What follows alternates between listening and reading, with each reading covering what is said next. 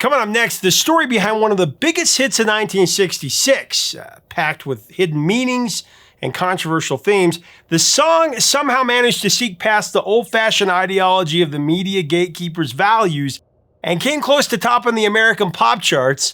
It's a song about recreational drugs, young desire, having a laid-back disposition, and, believe it or not, a sexual device with a very catchy name. The song also had a strange whispering backup vocal that many claimed was one of the Beatles. But was that just a myth? We're going to find out. We're exploring the origin and evolution of a 60s counterculture classic, one that would never fly in the 21st century. I'll tell you why next on Professor of Rock. Hey, music junkies, Professor of Rock, always here to celebrate the greatest artists and the greatest songs of all time. You know, if you never missed an episode of The Muppet Show growing up, you're going to dig this channel of deep musical nostalgia. Make sure to subscribe below right now. Click the red button and click the bell so you always know when our latest and greatest come out. Man, we have some legendary interviews coming up. You're going to want to check those out. Also, check us out on Patreon and our merch below. So in the song that we're featuring on today's episode of Professor of Rock hit the scene in 1966, a really wild rumor spread that it was all about getting high on banana peels. Supposedly, you could scrape off the fibers, cook them over a low flame, and release some hallucinogenic magic, if you will. Nice try. Obviously, that was just a myth, just like the rumor about the song's meaning. The truth? The song was actually about a vibrator called Mellow Yellow. Now, before we start, I have to tell you, this is definitely one of the most interesting stories behind a song that I've ever heard. You're going to want to watch till the end. Very, very cool. They call me Mellow Yellow, quite rightly. Donovan Phillips Leach, known to the world as Donovan, is a Scottish musician who captured the spirit of the 60s. It was the artist that conceived and created the song Mellow Yellow, one of the biggest hits of 1966.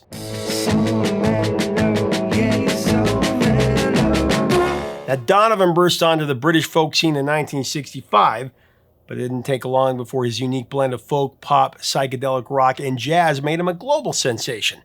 His sound became the soundtrack of the flower power movement, for sure. Now, as a child, Donovan contracted polio, and the treatment left him with a limp. His family later moved to Hatfield, Hertfordshire, where music became his escape. At just 14 years of age, inspired by his family's love of folk tunes, Donovan picked up the guitar and began carving out his own path. Though he briefly enrolled in art school, the pull of the road and his bohemian dreams proved a lot stronger. Dropped out of school, he had his guitar in his hand, ready to chase the open road and the music that would define the counterculture generation.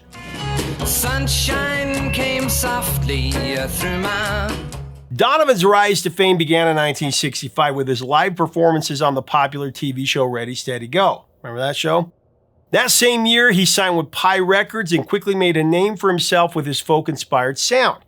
His early singles, Catch the Wind, Colors, and Universal Soldier, written by Buffy Sainte-Marie, I might add, became hits in the UK, cementing his place in the British music scene. He's the universal soldier, and he really is to blame. But Donovan's career truly took off when he signed with CBS Epic in the US, marking the start of a fruitful collaboration with British producer Mickey Most. Most, one of the biggest producers back then. In September of '66, Donovan hit the big time with Sunshine Superman. A window today could have tripped out DC. That shot to #1 on the US Billboard Hot 100, and it reached #2 in the UK. Just a few months later, in December of '66, Mellow Yellow followed suit, climbing to #2 in the US, solidifying Donovan's place as an international star. They call me Mellow Yellow. Oh, yeah. Now, the making of Mellow Yellow began one mellow morning while Donovan was sifting through a newspaper looking for unique content that could inspire song lyrics. Donovan and his famous friend John Lennon had a playful habit of flipping through the back pages of newspapers, searching for quirky articles or, amusing phrases they thought would be fun to slip into a song. That's where A Day in the Life came from, actually. They did it for their own enjoyment, not really caring if anyone else would get the joke, so to speak. Far high, far better to fly. Now, on that occasion, Donovan stated, He was reading a newspaper, and on one of the back pages was an advertisement promoting an erotic yellow toy. It's called the Mellow Yellow.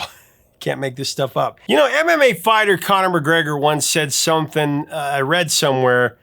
It was really spot on about finding inspiration. He said, and I quote, "I take inspiration from everyone and everything. I'm inspired by current champions, former champions, true competitors, people dedicated to their dream, hard workers, dreamers, believers, achievers." Now, I'm not sure that quote really applies to Donovan's inspiration for Mellow Yellow, but it's a good example that you could truly find inspiration from everything, even an adult ad on the back pages of a newspaper. Everybody sing, they call me Mellow Yellow.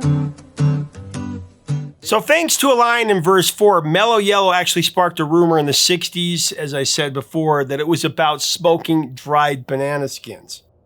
Believed at the time to be a hallucinogenic drug, a theory that's long been debunked. Donovan's fourth verse goes like this: electric banana is going to be a sudden craze. Electric banana is bound to be the very next phase. So you can see where people might get this. Electrical banana is gonna be. According to Donovan's own notes found in the sleeve for Donovan's greatest hits, though, the rumor about getting high on banana skins was actually started by Country Joe McDonald in 1966. Same year it hit the top of the charts. Y'all remember Country Joe and his performance at the Woodstock Festival? I certainly do. Donovan heard that rumor perpetuated by Country Joe himself just 3 weeks before Mellow Yellow was released as a single. Well, there ain't no time to wonder why we all gonna die. The singer later fessed up that Mellow Yellow wasn't just some groovy tune. It had a cheeky twist. The infamous electrical banana in the lyrics, that was actually code for a vibrator. Donovan explained that the electric banana line was a dead giveaway. Now, in case anyone missed the memo, he doubled down in an interview with the New Music Express saying, and I quote, "It's about being cool, laid back, and of course, those electric bananas popping up, aka vibrators." I guess the 60s were buzzing with more than just flower power.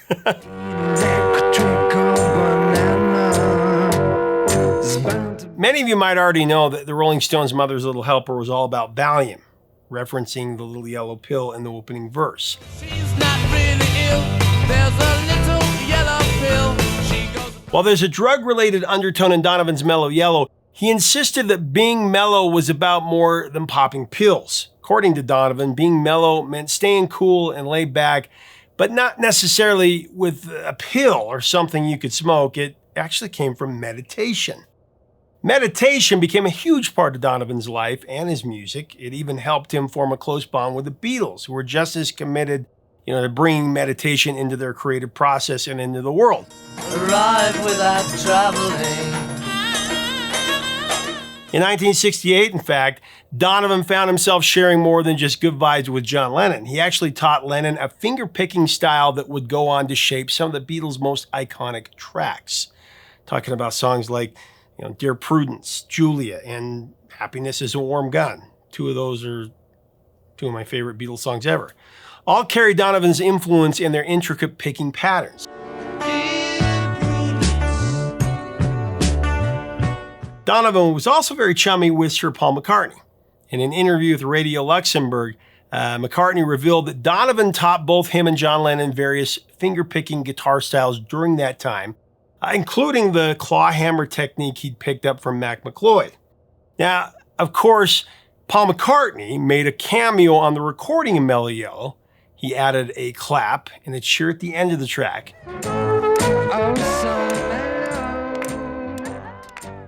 Now, for a long time, though, there was contention that Paul McCartney played bass on parts of the Mellow Yellow album, but since he wasn't credited, it's kind of tough to confirm. Additionally, there was that urban legend that's believed, even to this day, that it was Paul McCartney's voice whispering the eerie "quite rightly" in the chorus. Crazy thing is, it absolutely sounds like McCartney, but Donovan has since put that myth to rest. He's actually the one who did the whispering. Donovan sounds like McCartney. They call me Mellow Yellow, quite rightly. Donovan lent a hand to his friends Lennon and McCartney on another Yellow tune by contributing the line "Sky of Blue, Sea of Green" to Yellow Submarine. didn't get credit for is this one line. Coincidentally, both these songs soared to number 2 on the Billboard Hot 100 in 1966. Sky of blue and sea of green. Donovan wasn't just rubbing shoulders with Lennon. He had a supergroup as his backing band, including members of the Jeff Beck Group and future legends John Bonham, Jimmy Page, and John Paul Jones, who of course would later take the world by storm as Led Zeppelin. JPJ was a principal arranger of the music that was included on Donovan's Mellow Yellow album. How about that? That's your backing band.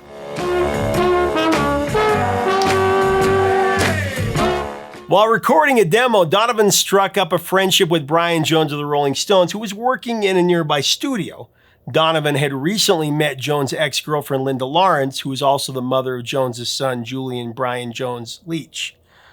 Over the next 5 years, Donovan and Linda's on-again, off-again romance had a significant impact on his career and his music. Although Linda influenced his work, she initially declined his marriage proposals and spent several years in the United States during the late 60s.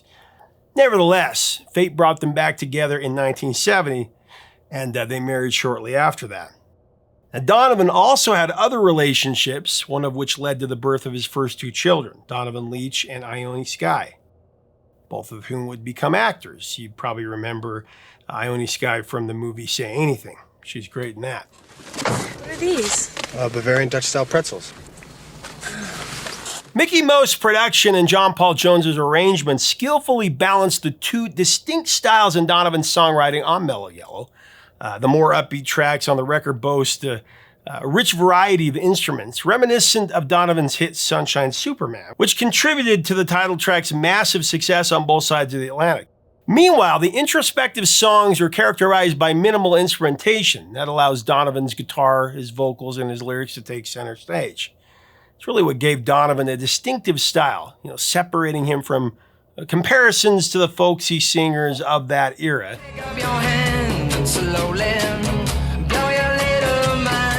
So Donovan, of course, performed the lead vocal on Mellow Yellow. He did the whispering background vocal as well, and he played the acoustic guitar. Now, a little side note on that. When Donovan was a little boy, his first love was actually the drums. He wanted to be a drummer, and he practiced all the time. Now, that changed when he fell in love with the music of the Everly Brothers. From there, he switched to the guitar. Bye-bye, love. Bye-bye, happiness. Donovan benefited greatly from the talents of players like Bobby Orr on drums, John McLaughlin and Joe Moretti on rhythm guitar, along with Danny Moss and Ronnie Ross sharing the sax parts to make Mellow Yellow a very musical track. Ronnie Ross was the man who taught a young David Bowie how to play the baritone sax.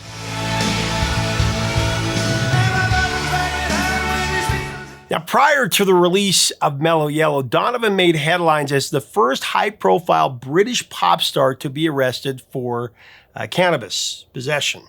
That actually happened on June 10, 1966. While Donovan's drug use mainly involved cannabis, he also experimented with LSD, which some believe he subtly referenced in his lyrics. His marijuana use gained public attention through the TV documentary A Boy Called Donovan that aired in early 1966. That featured footage of him and his friends smoking cannabis at a party organized by the film crew. Donovan's arrest marked the beginning of a series of high-profile drug-related incidents involving rock stars like, the Beatles and the Stones. By early 67, though, with his star clearly on the rise, Donovan found himself the subject of an expose in the news of the world. Donovan has had no reservations talking about the article. He disclosed that the controversial piece was based on an interview with an ex-girlfriend of his friend Gypsy Dave. The article kicked off a 3-part series titled Drugs and Pop Stars, Facts That Will Shock You. It quickly became apparent that some of the claims were inaccurate at best. For example, a News of the World reporter mistakenly identified Brian Jones as Mick Jagger during an evening of alleged drug discussion and offers. This led to Jagger suing the newspaper for libel. The series also made sweeping allegations about various stars, including members of The Who, Cream, the Rolling Stones, and the Moody Blues, claiming they frequently smoked marijuana, used other drugs, and that they hosted parties where LSD was used. Specifically naming Pete Townsend of The Who and Ginger Baker of Cream. These 2, in fact, these 3 are all ride cymbals, all for playing on. So back to Mellow Yellow. Mellow Yellow was an international sing-along smash. even though the lyrics would have made people cringe today. Now, the song climbed to number 8 in the prim and proper United Kingdom. It almost snagged the top of the Billboard Hot 100 charts, resting at number 2, where it also peaked in Canada. Wanna high forever to fly. Now, Donovan might have gotten away with recording a song about a vibrator, but there are 2 really creepy lyrical passages that definitely would have canceled him in the 21st century. Let me explain. In the first verse, Donovan sings that he is mad about Saffron, and Saffron is mad about him. Another very strong rumor is that the Saffron that Donovan was singing about was Saffron Sappho Gillett Corner, who was the teenage daughter of British blues legend Alexis Corner. Donovan got his initial taste of the music scene at Alexis Corner's Blues Night in Highgate, London, and he often stayed with the Corner family. I'm just mad about Saffron. The far more troubling lyric, though, in Mellow Yellow is the second verse after the chorus, where he says, I'm just mad about 14, 14's mad about me. I'm just a mad about a 14, she's just mad about me. But just a mad about a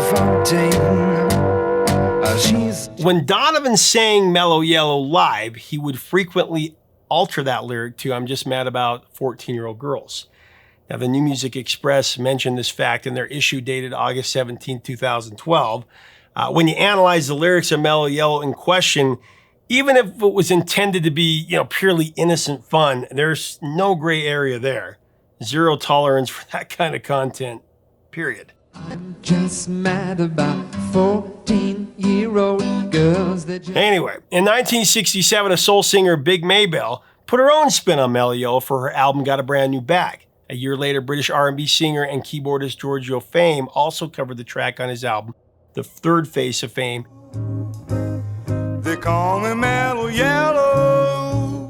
And in 1999, a group of young adults, including then unknowns Alex Greenwald, Rashida Jones, and Jason Thompson, sang Mellow Yellow in the Gap's Everybody in Chords, their commercial for that. They call me Mellow Yellow. Fast forward to 2015, Spanish singer Abraham Mateo. He covered the song to promote the film Minions, with Donovan's original version playing over the end credits. In Brazil, Michael Telo recorded a Portuguese adaptation of the track also for the movie.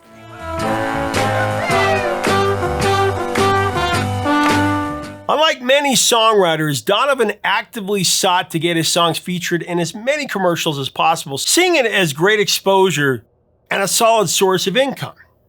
Now, whether or not he had any strong opinions on liquid butter alternatives didn't really matter. Back in '87, the song was used for a quirky commercial for a product called Butter It, a liquid butter alternative, actually.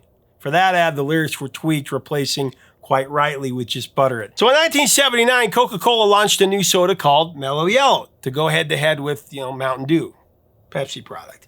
Strangely, despite the name, Donovan's hit song wasn't used in the ads. Said the drink was marketed as the world's fastest soft drink. Not exactly mellow. Now, recalling the situation, Donovan shared it in an interview, and I quote, "The deal was that they could use the title but didn't have to use the song. I didn't mind. But then they didn't want the song. And when the soda didn't sell, I thought maybe they should have used it after all." Here it comes. Mellow Yellow makes you feel so good, so fast. So after the success of the Mellow Yellow LP, Donovan recorded another 25 studio albums. One of those albums was Jules Juke, released in 2019. Now that commemorated the 50th anniversary of Brian Jones's death.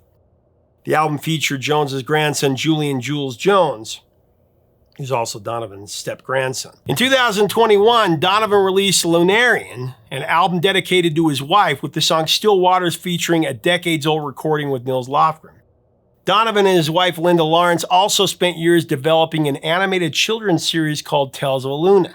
Produced by Australian Studio Three's a company, the series includes 26 episodes, the result of decades of creative collaboration.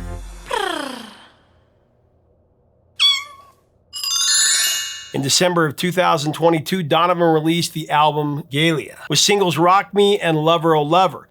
Featuring legendary Pink Floyd guitarist David Gilmour, Donovan decided to take 2024 off to gear up for a special 60th anniversary concert series, scheduled for 2025. Lover, oh lover, leave me with Donovan was one of the first British musicians to embrace the American counterculture and West Coast psychedelic scene, drawing inspiration from bands like Jefferson Airplane and the Grateful Dead. Now, as he dove into the world of psychedelia, his sound evolved dramatically. He started blending folk, and jazz, and pop, and psychedelia rock, and even world music, creating a unique and eclectic style that really set him apart even more. When the hurdy-gurdy man came singing songs of love. Donovan's commercial streak faded after he parted ways with his prolific producer Mickey Most in 1969. But for his substantial body of work and his influence on future artists, Donovan was inducted into the Rock and Roll Hall of Fame in 2012. He was also put into the Songwriters Hall of Fame in 2014. It seems ridiculous to think that one of the two biggest singles by a Hall of Fame songwriter would be inspired by a vibrator or smoking banana pills. But that's rock and roll, right? It's not scientific, it's not logical, it's not predictable. Sometimes you just got to be mellow and let your imagination flow. Mellow Yellow, yeah, yeah. Leave us a comment about Donovan. What are your memories of this song? What do you think about Mellow Yellow being about what it was? Did you think that was Paul McCartney? Let's have a great discussion below. If you like our content, we invite you to subscribe. We would love to have you as part of our community. Till next time, 3 chords and the truth, my friend.